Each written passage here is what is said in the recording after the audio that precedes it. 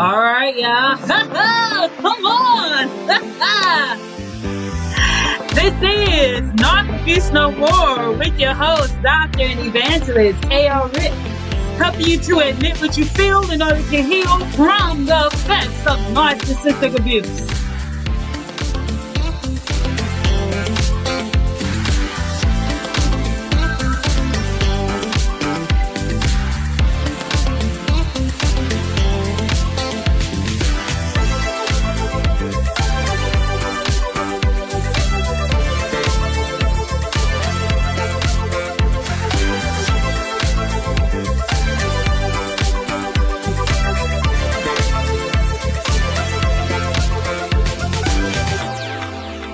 How y'all doing on this lovely Wednesday morning? Come on. Come on. I'm so glad to be with you all today on our 15-minute power pack information. Yes. Again, this is Dr. K.O. Rich with Narc Abuse No More, helping you to admit what you feel in order to heal from the effects of narcissistic abuse, because your feelings do matter. Yes, they do.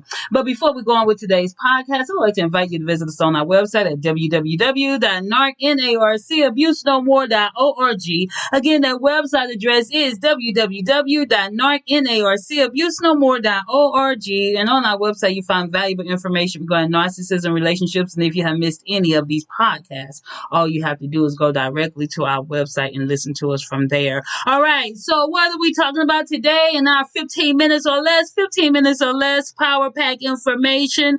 We're talking about if you have a toxic personality trait. So personality traits that might mean that you are a toxic individual. And we sometimes have to examine ourselves, because sometimes it's not that other people are the problem, it's that we are the problem. So there's a text in the Bible that says that let every man examine himself. And so therefore we're going to do some self-examination this morning. So we're going to go through these. There's 16 of them. If you want to get this valuable information, you can go to, this is on MSN, psychlove.com.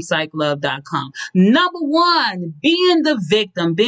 A lot of times if you are a toxic individual, you always portray yourself to be the victim instead of taking accountability. Instead of apologizing for the things that you have done, you are quick to play the victim. You are quick to to blame someone else, place the blame on other people, and so therefore you are never accountable for your actions. So therefore you might be a toxic individual because you are always being the victim, playing the victim, the role of the victim. Number two, you're taking everything to heart. You have a hard time just being light. You have a hard time playing around when people may play around with you, tease you a little bit. And I'm not talking about things that are hurtful. So we want to get that, make sure that we are clear on that. We're not talking about hurting someone, but sometimes it's good to laugh. You know, the Bible talks about laughter is good for the soul. But if you take everything to heart, where people feel like they have to walk on eggshells around you, or people feel like, they're laughing, they're having fun, but as soon as you come around, they think, well, she's going to take it personally, or he's going to take it personally. And so therefore, we cannot say anything around this particular individual. You might want to reevaluate yourself and see if you are a toxic individual. Number three, pleasing everyone around you. Another toxic personality trait is people pleasing. Do you feel that you have the need to please every single person, every single thing around you? You can never say no. You might be a toxic individual. Why? Because you might be using this as a form to manipulate others. All right. So if you're doing things to manipulate others and you're saying yes, but it's not because you're really wanting to do it, but you're trying to manipulate others for your good, then you may be a toxic individual. Number four, you feel like you're entitled. You feel like, because I am the whatever title you have, you feel that you are entitled.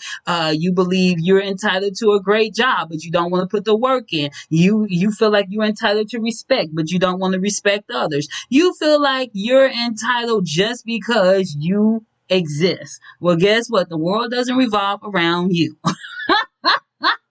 All right. So if you, whatever, it's like that golden rule: do unto others as you would have them do unto you. Therefore, if you feel like, hey, I'm entitled to that promotion, to do the work that it does, that it takes to get there. So don't be jealous of other people. Okay. If that comes in with that entitlement as well. Number 5, guilt tripping. Do you guilt trip people to get what you want? You always want to feel, want others to be sympathetic for your cause. You want others to stop everything that they're doing so they can pay all their attention to you. That means you're toxic. If you're trying to guilt people because you don't get your way, but then you're not giving that same stuff, that same demand to other people, then guess what? Something is wrong with you. If you're guilt tripping others to as a form of manipulation, all right. Where we at? Number 6.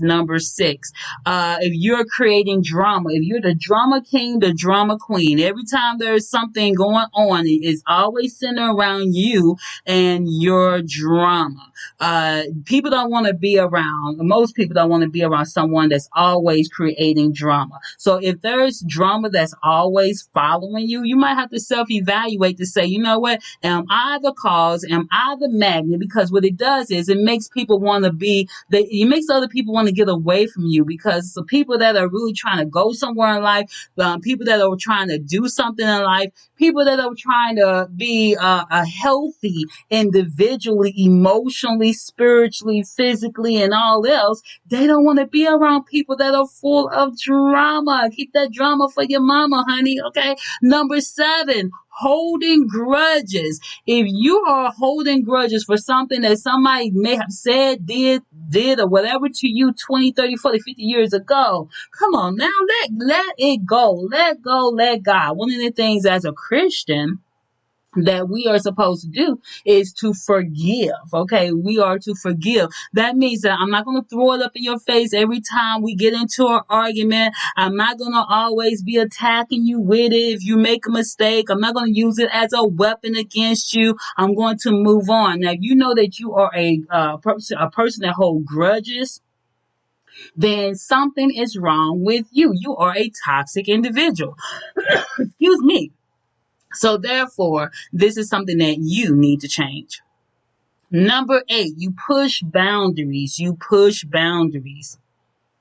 We all have to establish boundaries. Let me just take a moment to get a drink. Something is going on with my allergies right now. Just give me just a moment. Thank you so much. All right. So we all have to have boundaries. However, if you are a toxic individual, you feel that rules are for thee, but not for me. That means that, oh, well, you establish rules for everyone else, but you feel that you have the right to break those rules. You don't have that right. And if you feel like you have that right, then guess what? You are a toxic individual. Don't do something to others that you would not have done to you. So therefore, you feel that you can have boundaries, and guess what? Other people can have boundaries. And you have to respect those boundaries. What one of my boundaries is, I hate when people pop up on me. I prefer a phone call. Can you call me and let me know that you're coming? I could be walking around in my birthday suit, and I don't want to have to put on something just because you failed to call. All right. All right. So that's one of my pet peeves. Please call before you just come by. All right. Number 9, being passive aggressive, So I'm going to use this example that they have here. You're at the grocery store and in a rush, and so to get your items and try to find the shortest line. So when you're almost at the checkout, you see an elderly person ahead headed to the same cashier, and they unintentionally cut you off. Instead of taking it in stride and lining up behind them, you smirk and mutter something under your mouth. Now that is not nice. Let me just say this. We all, and this happens, I believe, quite a bit. We all will get old at some point. You live long enough, you're going to be that older person as well. So let's give a little grace to those who may be slower.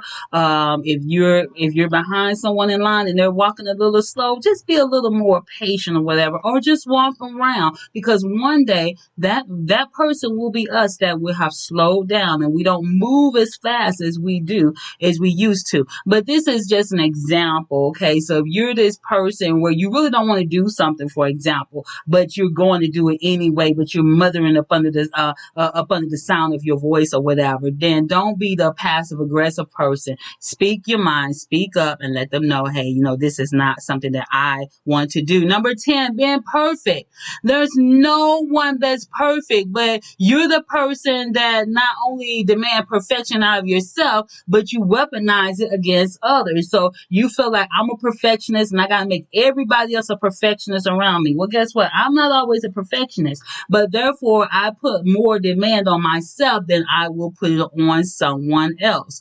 And when you try to make someone into something that they're not, then you're a toxic individual. All right. You need to examine yourself because it can cause stress on the relationship. So be careful with being trying to be a perfectionist. Okay, let me see what my time is right now. We're doing fine. We're at 11 minutes right now. Okay, so number 11, 11 for 11, being jealous. Okay, nothing can be worse than being jealous and envious of other people. You are a toxic individual if you are always jealous of other people. And let me just say, most of the time, people that are jealous or envious of other people, they haven't wanted to put the work in that it took to get where that other person got or to get what they got. And let me just say this, just because someone has something doesn't mean that it's meant for you too, all right? Or if you want it, then guess what? You got to put the work in. Or for example, if someone gets married, and you might say, "Oh, I'm still in the single lane." Be happy for that individual. And that comes with maturity too, okay? Because we all have to admit that maybe at some point in our life we might have been jealous or envious of somebody that got something that we wish that we wanted or we had or whatever the case might be. But with maturity, especially with spiritual maturity, we're not to be jealous or envious of anyone because the same God that may have blessed them, and I say may because not everything that's golden is given from God. All right. But the thing is that just because God may have blessed them with something or someone doesn't mean that he won't do the same for you. You have to ask the Lord, is this in your plans for me? Or if it's not, then Lord, what would you have for me to do? But don't be jealous of someone. I know people that they get jealous. I've had this happen for me. People jealous because I got a doctorate degree and it's crazy from the people who is from. But let me just say this. It took a lot of hard work, and I had my knocks, and I had classes that I didn't do so well in that that I wanted to do better in, and or whatever the case may be along that way. Whether it's from the bachelor's to the master's, I have 2 master's degrees and a doctorate, but it took a lot of work. It took a lot of writing. It took a lot of studying. It took a lot of papers and critiques from the teachers and everything. So don't be jealous of someone in result when you don't know the process that it took to get to where they got. All right. Where we at?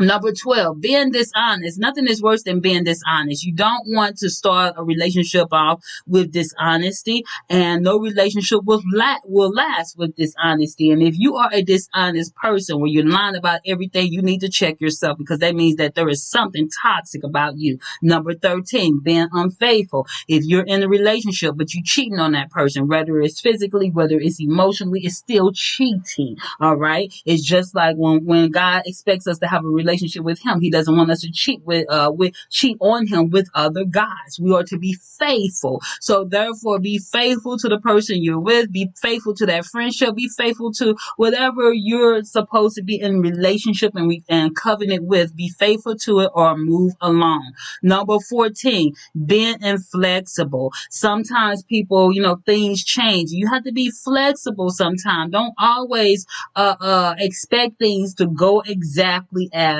planned. Now, I'm not talking about all the time, but if you're the type of person that always gets upset when things don't happen exactly when you want them to happen, then something may be wrong there, okay? For example, I'm a stickler with, if I tell somebody I'm going to do something, I try my best to do it. And if I can't do it, believe me, something has come up where I cannot do it. However, I'm not a person that's going to make promises and then just, I'm going to make a promise, but I'm not going to keep it. I I can't stand that. If you're the type of person that just that makes promises but you never keep them, then you are basically a liar. You're unreliable, and so therefore you're basically unfaithful as well. Make sure that you are flexible. Sometimes things happen, but when they do, make sure that you don't be upset or angry. Make sure you give people enough grace and mercy, just like God gives us. Last but not least, being judgmental. No one wants to be around a judgmental person. If you are judgmental and critical of everything about everybody, then guess what? Something may be wrong with you.